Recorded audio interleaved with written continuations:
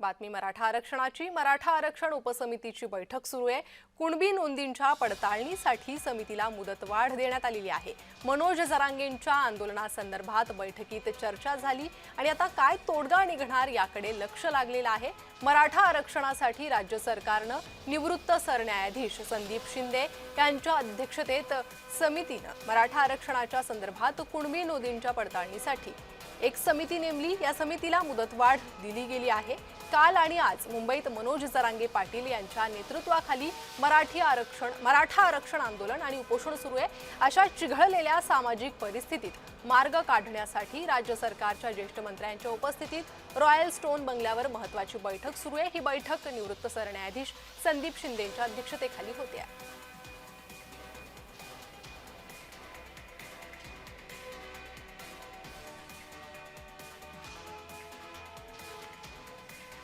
तर मराठा आरक्षण उपसमितीची बैठक सध्या सुरू आहे। मनोज जरांगेंचं उपोषण एकीकडे आझाद मैदानावर काल आणि आज हे उपोषण सुरू आहे आणि या उपोषणाच्या दरम्यानच मराठा आरक्षण उपसमितीची ही बैठक, या उपोषणासंदर्भात या बैठकीत चर्चा झाल्याचं कळतंय। त्यामुळे आता ही समिती काय निर्णय घेणार याकडे लक्ष आहे। कुणबी नोंदीच्या पडताळणीसाठी या समितीला वेळ वाढवून देण्यात आलेला आहे, मुदत वाढवून देण्यात आलेली आहे।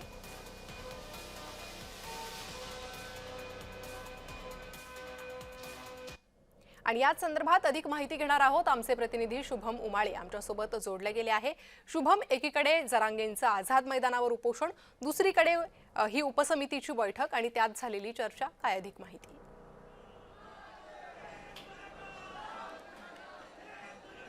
नक्की प्रणिता, आपण बघू शकतो मुंबईमध्ये सध्या 3 मोठ्या घडामोडी सुरू आहेत। ते म्हणजे सर्वप्रथम मनोज जरांगे पाटील यांचं 26 तासापासून आझाद मैदान या ठिकाणी त्यांचं उपोषण सुरू झालेलं आहे। 3 दिवसाचा प्रवास करून ते आझाद मैदान या ठिकाणी पोहोचलेत। अनेक महिन्यांपासून, अनेक वर्षांपासून ते म्हणत होते की मुंबईला जायचं आहे, आझाद मैदानावर जाऊन आमरण उपोषण करायचं आहे आणि त्याची सुरुवात झालेली आहे। 26 तास झालेले आहेत, अजूनही सरकारकडनं कोणी त्यांना भेटायला आले नाही। ही एक महत्त्वाची मोठी घडामोड मुंबईमधली। दुसरी म्हणजे अशी की उपसमितीची बैठक ही सध्या रॉयल स्टोन बंगल्यावर सुरू आहे आणि या बैठकीत सर्व नवीन उपसमिती जी गठीत करण्यात आली आहे त्याचे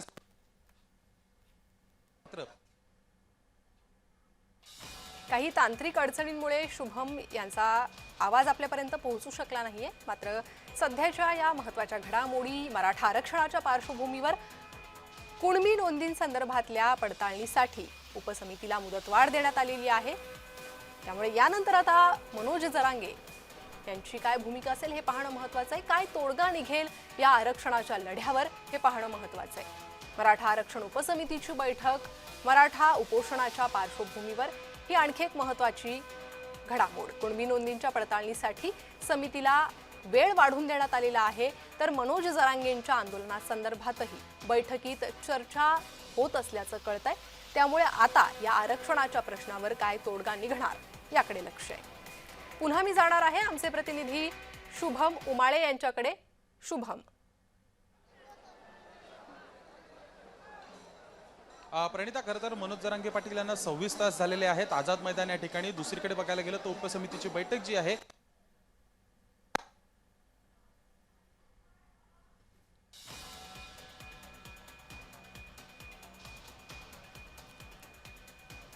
मराठा आरक्षण उपसमितीची बैठक सुरू आहे।